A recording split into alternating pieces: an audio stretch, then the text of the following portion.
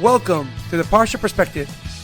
Each week, we will delve deep in a weekly Torah portion to find a practical and insightful way to enhance your daily life.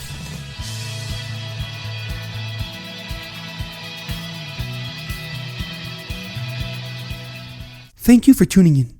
My name is Shalom Yemini. Each week, we will look into the weekly Torah portion to find inspiration that will complement your daily life and intensify your connection to God. This week's Parsha Perspective is being dedicated in memory of Elka ben Yehuda Yosef. May her soul be uplifted and her memory a blessing. This week's Torah portion is Parshas Chayei Sarah. Our Parsha begins with the passing of Sarah at the age of 127 years old. Aram then negotiated with Ephron to buy a plot of land in Chevron known as the Mearas HaMachpelah for 400 shekels to use as a family burial spot for the next generations. When Avraham finished mourning for his wife Sarah, he sent his most trusted servant, Eliezer, to find a wife for his son Yitzchak in his hometown, the land of Aram. When Eliezer arrived in Aram, he went to the well and encountered a young girl who offered to give him and his camels water to drink. When Eliezer asked who she was, he discovered that her name is Rivkah, and she was the great niece of Avraham. At that moment, he knew that she would marry Yitzchak. When Rivkah told her family what had occurred, her brother Lavan went outside to greet Eliezer and invited him over to stay the night. With their family's blessings, the next morning, Eliezer and Rivkah traveled back together to the land of Canaan, where she married Yitzchak and went into Sarah's tent. However, a question comes to mind. The pasuk says, "V'Avraham zaken ba bayamim, v'Hashem birech es Avram bakal." Avram was old and advanced in his days, and God had blessed Avram with everything. Rashi writes that the word bakal, everything, has the same numerical value as the word ben, which is 52. He explains that now Avram indeed had everything. He had physical wealth, a profound relationship with God, and now a child to continue on his legacy. However, Rashi does not address the obvious question on the pasuk. It says, "V'Avraham zaken ba bayamim," that Avram was old and advanced in his age. It's repeating itself. Why does the Torah, which is usually very clear and concise with its wording, tell us twice that Avram was old and advanced in his age? One of the many answers that is brought down is in the Midrash.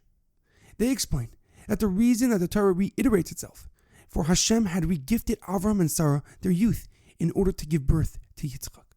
As the pasuk says in Vayera, that when Sarah overheard the angels notifying her husband that she will have a child, she laughed.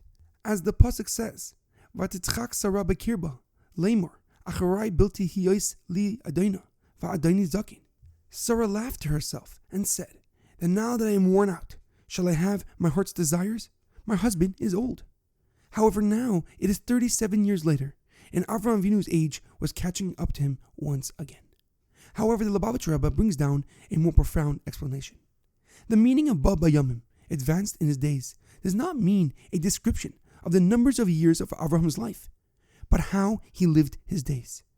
Avraham Avinu did not let a day pass by with no element of growth.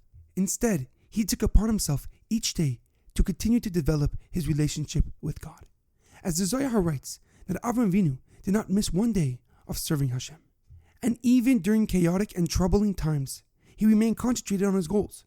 So despite the passing of his wife Sarah, he remained focused on his responsibility of continuing the Jewish people by finding a wife for his son Yitzchak.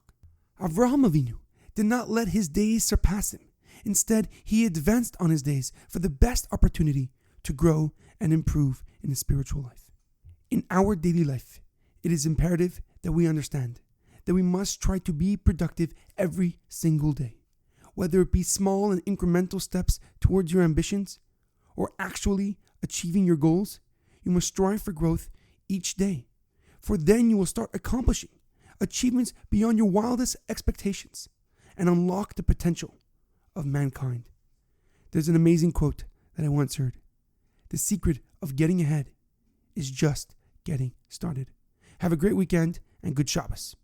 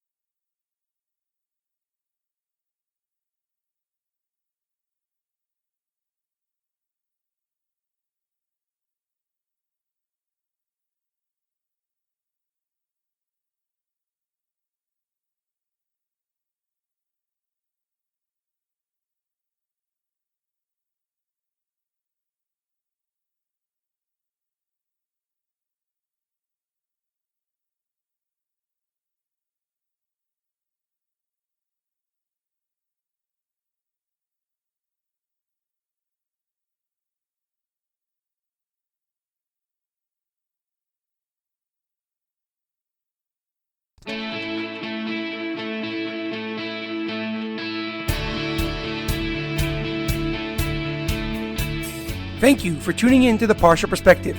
Check out our website, theparshaperspective.com. Send thoughts and comments to theparshaperspective@gmail.com. Till next time, thanks for listening.